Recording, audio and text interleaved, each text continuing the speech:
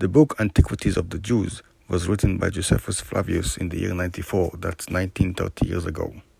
He was a very famous Jewish historian that lived in the 1st century. Most of what we know about the 1st century comes from his book Antiquities of the Jews and the Wars of the Jews. What he had to say about Palestine.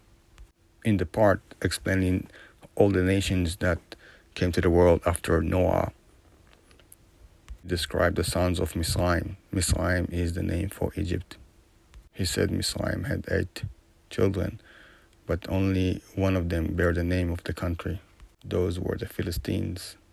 In Hebrew, the Philistines are called Plishtin, which means invaders.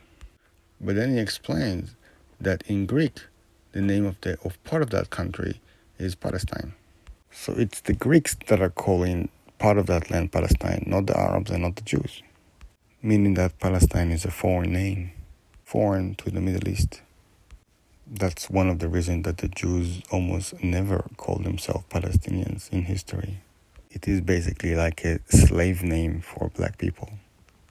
There was no country called Palestine in the time of Josephus. He himself came from Judea. When he wrote the book, Judea stopped being a sovereign country and became a province in the Roman Empire. Many years later, the Romans changed the name of the province to Palestina Prima. The name Palestina was changed to Jund Palestine during the Arab occupation 600 years afterwards. But the name Palestine eventually became only the name for the city Ramla.